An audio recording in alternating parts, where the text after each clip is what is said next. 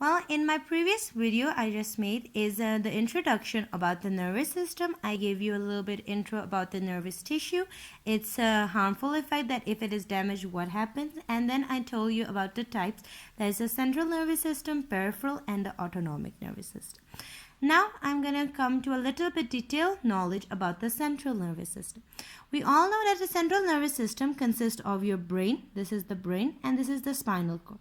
Today my presentation is about the detailed knowledge about this spinal cord. And then in my later week I will give you a detailed knowledge about the brain, then peripheral nervous system and autonomic nervous system. Let's start with the spinal cord. Spinal cord, this is basically a figure about spinal cord. First of all, a medical student should know where the spinal cord is located. The spinal cord is being located here in the vertebral canal. Now, where is the vertebral canal? This vertebral canal is present between the vertebral column. So, in the vertebral column, there is a vertebral canal where the spinal cord has been located. So this is its location. Now the spinal cord, it has been surrounded by 3 layers of meninges. These are the 3 layers shown by different colors. The green layer is called as the dura mater of meninges. The pink or purple one is known as the arachnoid mater of meninges. And the third one, which is shown by the pink one, is the pia mater of the meninge. These 3 are the surrounding meninges that surround the spinal cord. Now, where does the spinal cord contains its protection? This spinal cord is protected from injury by a fluid that is known as the cerebrospinal fluid, and it is further supported, and this surrounds the spinal cord in the subarachnoid region. Where is the subarachnoid region? It is basically at the lower end in the lumbar region.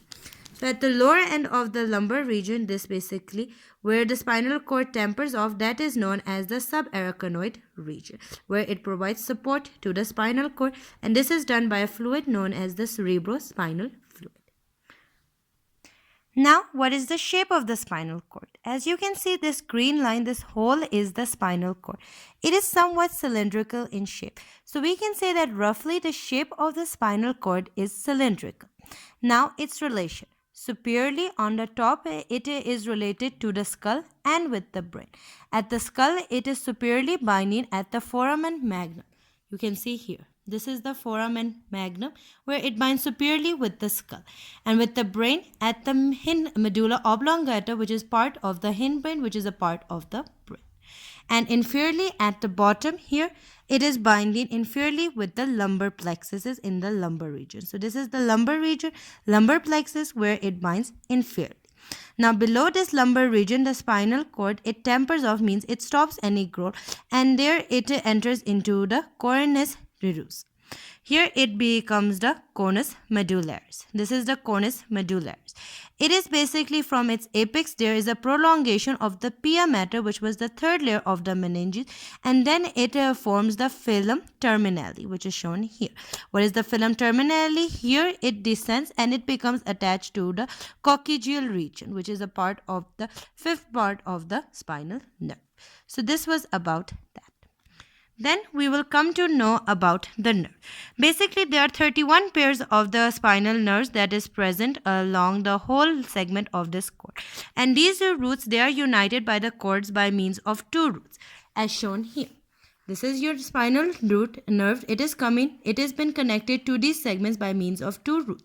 One anterior, which is attached to the bottom, and one that is attached to the top is known as the posterior root or the posterior horn. And the posterior root or the posterior horn, it has a swelling. This extension, this is called as the posterior root ganglion. Now on cross section, when you will see, you will find that the spinal cord consists of 2 matter, an inner gray matter and outer white matter. The inner is gray matter because it consists of the neurons or the nucleated cells present inside and no myelin sheet present, whereas on the outside there are the axons that are leaving from entries. So as a result, they are covered with myelin sheet, which will give the outside of the spinal cord a white appearance. So outside white matter, inside is the gray matter. The gray matter is somewhat H-shaped. As you can see, this is the H shape. It consists of two horns or two core.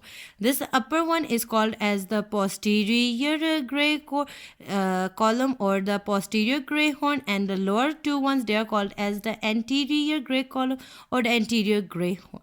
And this posterior and the anteriors, they are united with one another by a thin by this gray channel that is called as your this is known as the gray commissure, which will consist of the central cavity. And same is the white matter. The white matter is divided into your three columns or three horns. This one is known as the anterior white column or anterior horn. This one, the lateral white column or the lateral horn. And this one is known as the posterior white column or the posterior horn.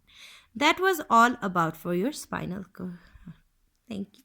Hope this understands, and you guys may have a good and easy way to memorize your spinal cord. Thank you.